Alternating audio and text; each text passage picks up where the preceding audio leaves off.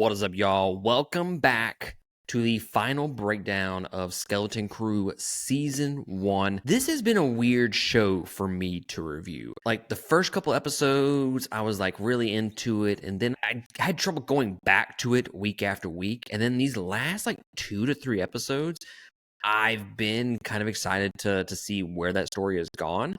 So, going into episode 8, full spoilers ahead. I'm going to recap it, and then I'm going to give you my final thoughts on the finale, and then I'll give you kind of my overall thoughts of the first season as a whole. So, episode 8, the season finale, Jod continues to pose as the Republic emissary as he orders Wim, Neil, and KB confined to their quarters while he takes Fern and Farah to meet the supervisor, which is revealed to be a massive AI droid.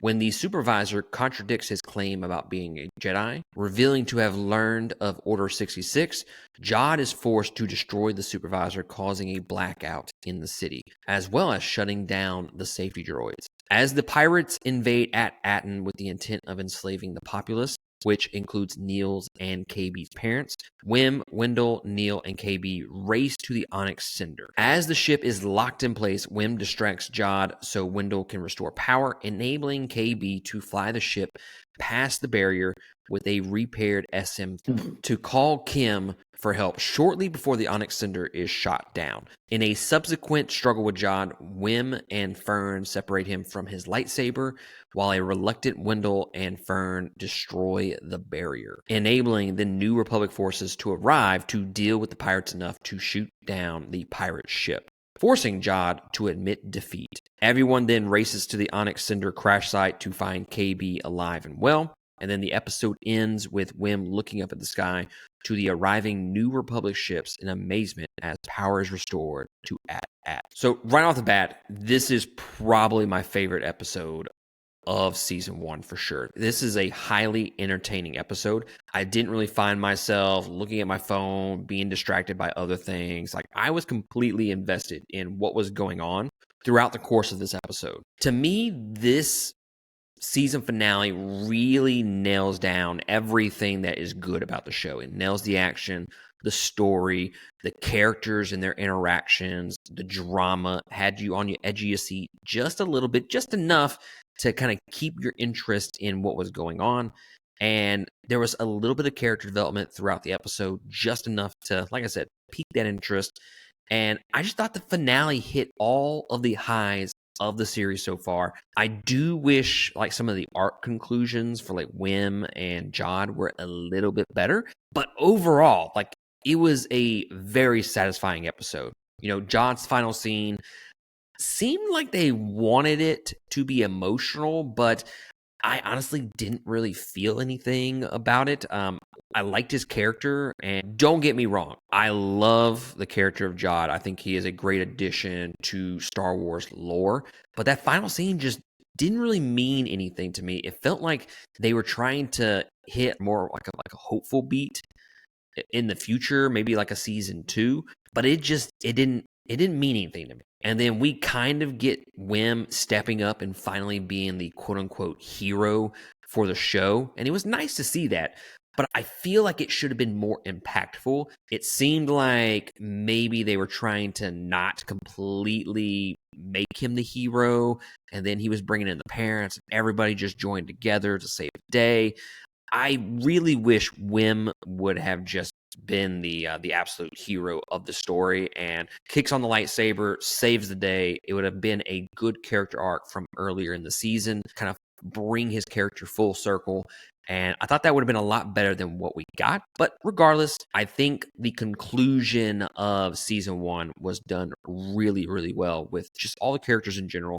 KB, and we had that one episode with her where we got to look into her as a character and her backstory. And that's really it. She's been a back burner character for all 8 episodes, just about. And it was also nice to finally see Fern and Wim kind of work together. You know, they have been at odds this entire season. And for them to kind of, quote unquote, join forces at the very end and help each other take down Jod, I thought that was really nice for those characters and the interaction between them. Now, one thing that Fern kind of mentions in this episode that I was kind of like, really? She mentions, everywhere we went, there were good people. And I'm sitting there thinking, who are all the good people that you met along the way? Because I'm pretty sure you met nobody but pirates throughout these 8 episodes. And I could be wrong, but I feel like they met one good person, and that was Kim, who came back briefly in this episode. Look, she was in it for all of like 10 seconds in one of the first couple of episodes, and then now she's back in it for all of 10 seconds in this episode. I don't really have an opinion on her because we don't really see much of Kim in season 1, but it feels kind of convenient to me that they can just automatically call her up and she sends the X-Wing fighters. I don't know. It feels a little anticlimactic in that way. But she was legitimately the only good person that they met throughout this season. So I don't know if I would consider it a plot hole. I just think it's, I don't know, she feels like she's misspoke a little bit. Like you saying everywhere you went.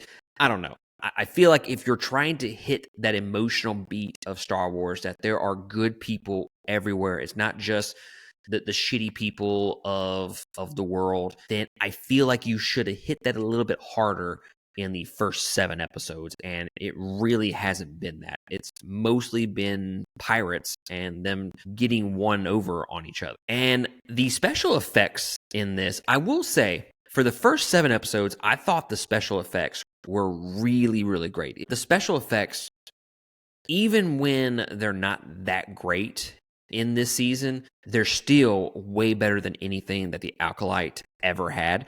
And it's hard for me to go an episode of one of these review series without just shitting on the Acolyte. I understand that. I feel like you have to compare them in a way. Like, even the fact that they probably didn't put as much money into this show in comparison to the Acolyte, and it still does a lot better. So that tells me that you can throw money at anything. That doesn't mean it's going to be better. But I do think the special effects in this particular episode, not as strong as the other episodes. It's probably the worst out of the 8 episodes.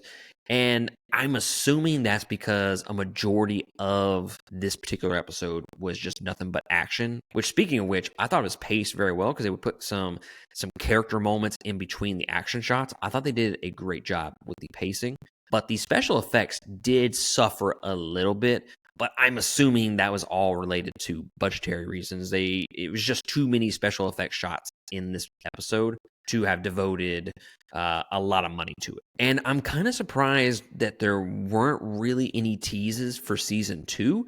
I know at the very end we get John just kind of still out there. He wasn't really captured, so he can definitely come back for a season 2. But they legit just end this episode. It just ends out of nowhere. It reminds me of movies that came out before 2000, especially like those 90s action movies. It would be like the action would end, the guy would look at the girl, kiss the girl, and say, "Let's go home," and then the movie would end. And it's like, is that really a satisfying conclusion?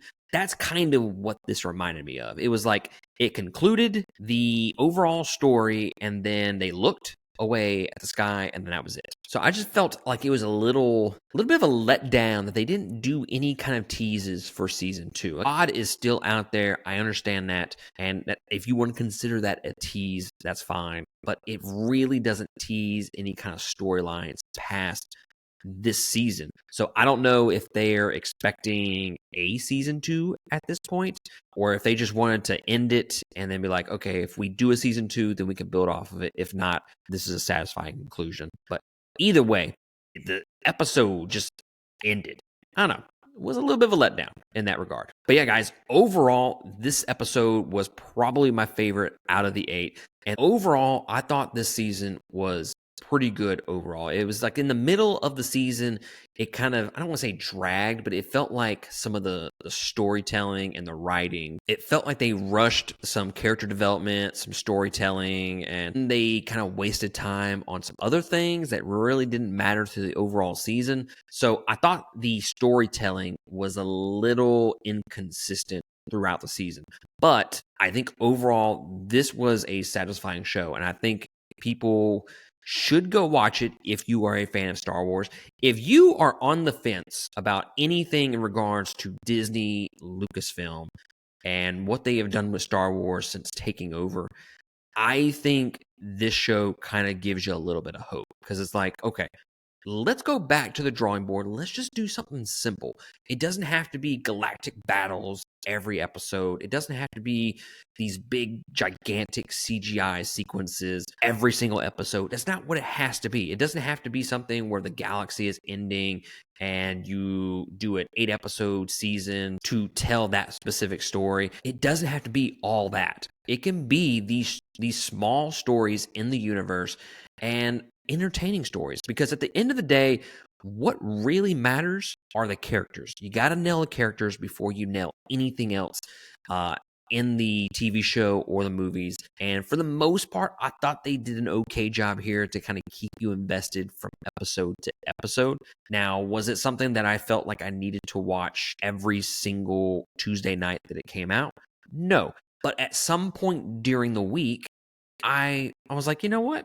Let me go check out this episode and see what happened this week. So overall, I enjoyed it. It is like, again, the epitome of what a good TV show would be. It's not anything less, it's not anything more. It has entertaining episodes, but then it also has some duds in there as well. So I think you could do a lot worse with Disney and Lucasfilm with Star Wars. This is one of the better things that I've seen from Star Wars in a while. I know people have their issues with it, but Obi-Wan show was probably the last time that I actually enjoyed Star Wars up until this brand new series. So guys, what did you think about Star Wars Skeleton Crew? Was it a show worth watching? Would you recommend it to Star Wars fans out there? Or are you just absolutely skipping this because Lucasfilm has just screwed you enough and you're not here to deal with it anymore? Let me know down in the comments below. Also, in the description below, we have links to all of our social media accounts. We would greatly appreciate it if you went there, like, subscribe, follow, do all that. And I just want to say thank you for joining me on this review series, these 8 episodes. But that is going to be it for me, and I will catch y'all next time on another episode. Laters.